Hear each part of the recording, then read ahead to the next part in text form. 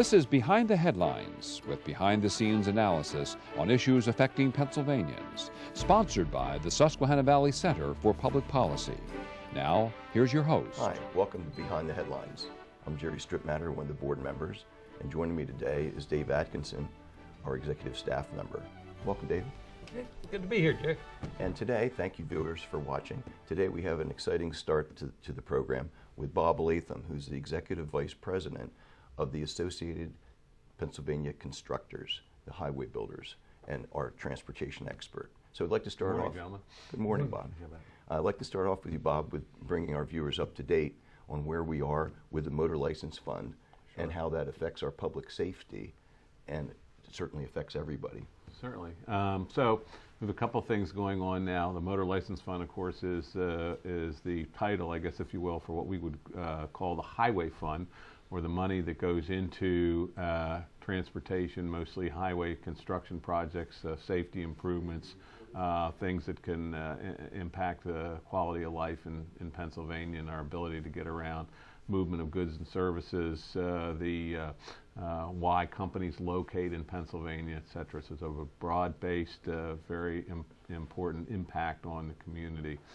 The situation that we find ourselves in right now is a number of years ago we passed a comprehensive transportation bill, and prior to that the so-called needs gap, I guess if you will, was identified at about $3.5 billion. The bill financed about $2.5 billion, and the thought was, well, the federal government will pick up some of the rest of it.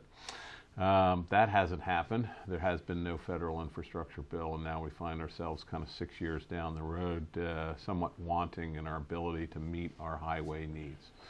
And so part of the problem there is that right after the bill passed, the General Assembly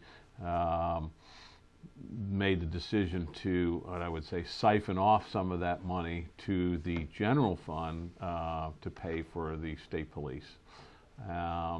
People tell me, well, and you read all the time, Pennsylvania has the highest gas tax in the country. Well, yes, we do, but 25% of that is not going to transportation improvements. 25% of that is simply going to our general fund under the auspices of paying for the state police, but it really is just propping up the general fund at this point. And this was pointed out in a recent audit by Auditor General Eugene D. Pasquale. He points out that since the transportation bill of 2013, known as Act 89, was passed, about $4 billion have been kind of siphoned off to the general fund. And that's had a huge impact negative impact on our ability to improve the safety on our highways and bridges, mostly on our interstates now. So a lot of the funds that were originally dedicated, I guess if you will, out of the Act 89 were for more rural and regional projects, again, more community-based projects, but unfortunately now we have an interstate system that's falling apart. And that is important because it's budget season time, and Correct. That right now, luckily, because of the governor and the General Assembly and everyone working in the government, we have a surplus, which is very nice. So now would be the perfect time when it was for borrowing from the motor license fund, from our public safety, and from highways, Yes. to now restore all those dollars back. That's what right? I think, and then that would allow us to, again, to improve particularly the safety on our interstates, which also has a huge impact on interstate commerce and business development and job creation here in Pennsylvania. So what we are suggesting is that if we look at it in sort of the terms of the cents per gallon gas tax, which is what, even though we have a wholesale funding mechanism that I'm not going to get into, people tend to be able to relate to, how many cents per gallon is it costing me to fill up my tank, and how much of that is cents per gallon is actually gas tax. The cents per gallon equivalent is about $65 million, is what a penny of the gas tax raises overall in Pennsylvania. So we're suggesting that if we simply roll back $65 million a year from the general fund back over to the highway fund or the motor license fund. That's the equivalent of raising the gas tax a penny a year without actually raising the tax. That was just simply sending the money that you and I and all of us are already paying at the pump back to the roads where it belongs. And over a 12-year period of time, which is a fairly reasonable ask, given a $34 billion budget, we can restore that money back to the motor license fund. In the old days, when someone mentioned infrastructure, we were talking roads and bridges. Correct. And so it was often the builders and the workers who were advocating for whatever package was necessary. Yeah. The last couple of times we did infrastructure, you put together a pretty impressive coalition of community business groups outside the transportation realm. But now when people talk infrastructure, it's not just roads and bridges and mass transit, it's water and sewer, it's internet, different kinds of infrastructure, flood protection, for example. So is there going to be a bigger, broader coalition as we look forward to addressing these needs for Pennsylvania? Well, Dave, we're sort of focused on the transportation aspect of it from our group. Our coalition was really looking at public transit, alternative transportation, which is very important, particularly in our urban areas, but also as a tourism boon for bicycle opportunities, bike paths, rails to trails, things like that. Along with highways. And those organizations, local chambers of commerce, health organizations, others that viewed the interest of this were the groups that were involved. Your question on water, infrastructure, broadband, cable, blighted areas, brownfields and all that, it's all very, very important. It's not really part of the transportation aspect that we're looking at now. However, during this past spring, we've seen a rather robust debate initiated by Governor Wolf with his Restore PA initiative. The Republican leadership in the House and the Senate kind of responded to that, saying, we're all in on some of these improvements, flood control projects, water, sewer, stormwater management issues that are impacting local governments, but we haven't bought into your funding mechanism by taxing Marcellus Shale. So, where that's going kind of remains to be seen right now. And also another controversial aspect is, along with public safety, is the highway builders are concerned with is the state police and with the local police or not, and that's been siphoning money away, right. From improving it. We still have too many deaths. We have too many crashes. If we want to get kind of far afield just for 30 seconds, I mean, this is all being driven by our pension debt.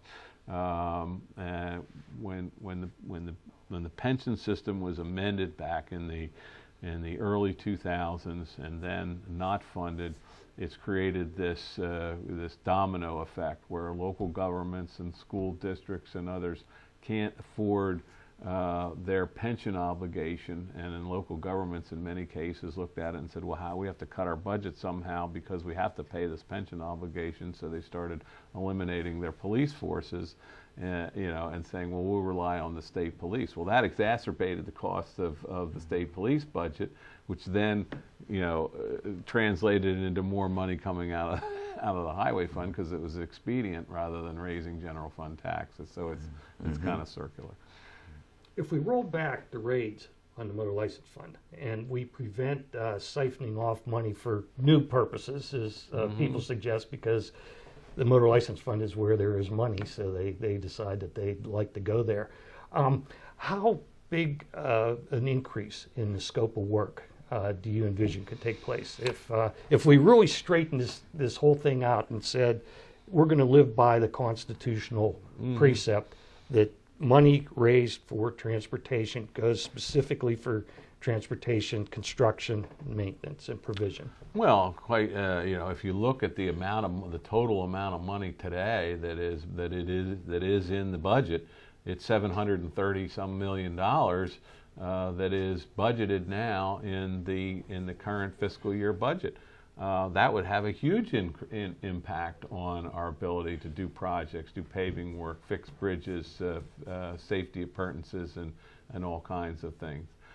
We kind of recognize that that's really not political reality today. So looking at it from an incremental standpoint of doing 65, 60, each year, that actually has a pretty significant impact as well, because anticipating those revenues coming in and sort of a compounding effect, then PennDOT through its what they call can program projects into sort of their long-term 4 and 12-year plans. So it really had $65 million doesn't sound like a lot when you say, well, PennDOT's budget's $5 billion a year, all in, or we have a $2.5 billion.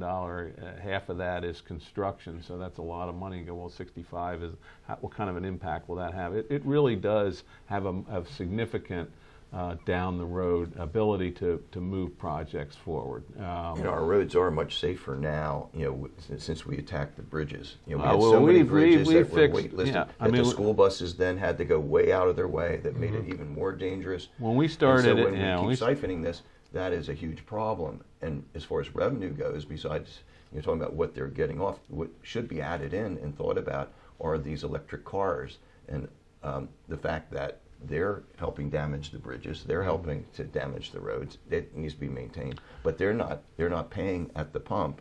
And so what do you advocate that should be done to level that? Well, we're happy to say that there's been some movement in a bill that Representative Mike Carroll introduced, House Bill 1392, which would impose a reasonable registration fee on all, on total electric vehicles, so that they would pay some of their fair share of roadway usage. I mean, right now, if you have a vehicle that's not burning gasoline, you're not paying anything, or diesel fuel.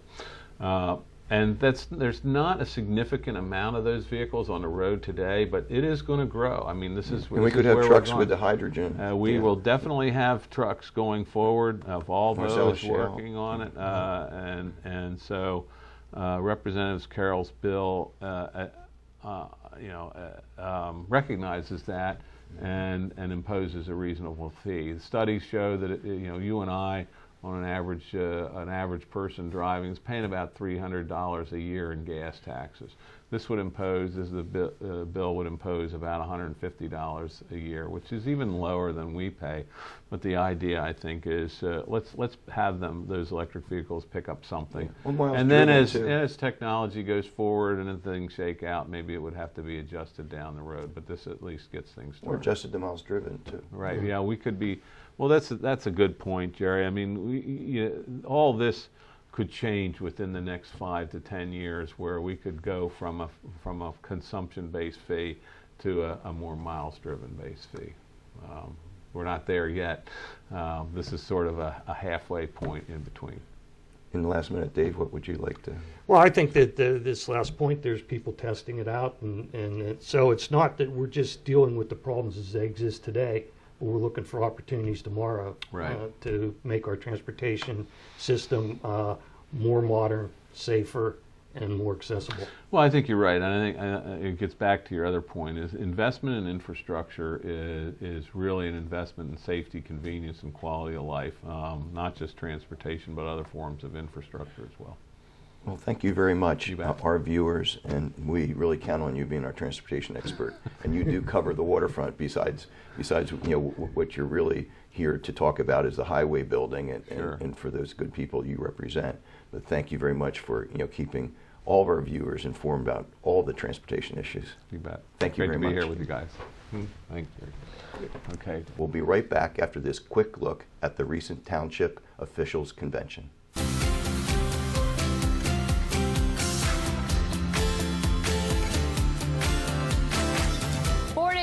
Networking. That's what the PSATS Educational Conference was all about.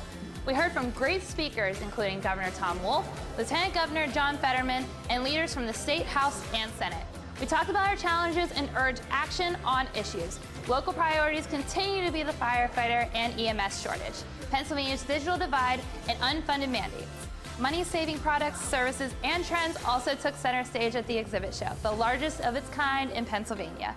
We thought it would be kind of fun to ask attendees to describe their conference experience with a hashtag. Here's what they had to say. Hashtag fun. Hashtag successful. Hashtag information. Hashtag very busy. Hashtag awesome. Hashtag chocolate. Hashtag informative. Hashtag fun. Hashtag PSATS is awesome. Hashtag knowledgeable. Hashtag amazing. Hashtag PSATS Hershey. Hashtag networking. Hashtag awesome. We took a trip back to the 60s for this year's welcome reception. Back then, yo-yos were all the rage, and using one is like riding a bike. You never forget, right? Yeah! Oh, No. so close. How many times do you want me to do it? Whoa. There's the professional right there. Whoa, okay. This yo-yo doesn't work very good.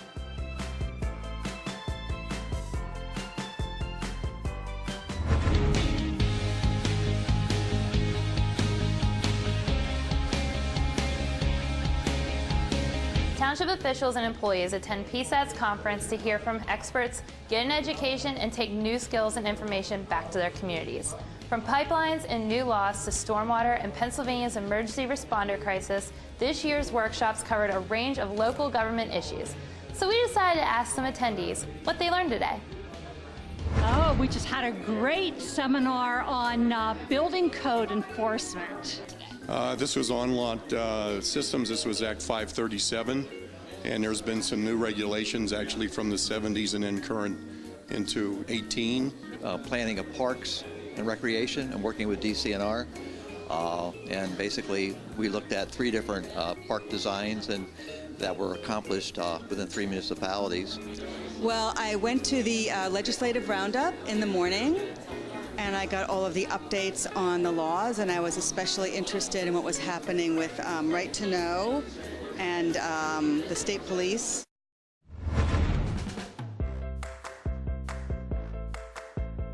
I wanted to go to the beach for the weekend, but I just didn't have enough bread. Oh, I like bread. Give me some more bread. We got to get a job to make some bread.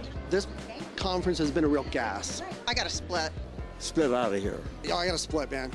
The cheerleader did a split. It's a good thing they don't have booze at this because I saw the fuzz outside. The fuzz are going to get us. Where's the fuzz? Here comes the fuzz. He was kind of fuzzy. Got to run from the fuzz. That's where my money went because I got caught by the fuzz. Oh, man, don't bogart me. Come on, I'm out here on my own.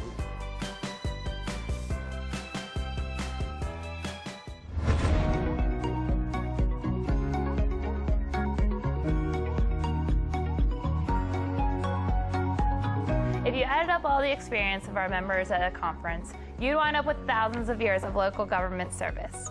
This year, we've honored their dedication with one of these, a Wise Owl, which was one of our badges of members who have served the communities for at least 2 decades.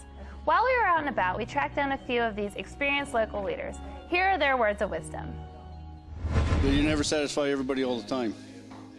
You just take one day at a time. You got to do what's right, what you feel is right. You can't go with what the people want because you'll just be always changing. Do what's in your heart. Do for best what you can do for the people. You know, being the township, they trust you because you see your constituents all the time. You go into the market, but that's why honesty works in the township. I guess the knowledge of what you should do and what you shouldn't do and what the people wanted and the best for your township. Try to work with the public as much as you can, one-on-one. That helps an awful lot. Be fair to all the people, and I would tell them to listen and get as much education as they could. Behind the Headlines is brought to you as a public service by the Pennsylvania State Association of Township Supervisors, the largest, most influential municipal association in the Commonwealth. Since 1921, PSATS has been preserving and strengthening township government and securing greater visibility and involvement for townships in the state and federal political arenas.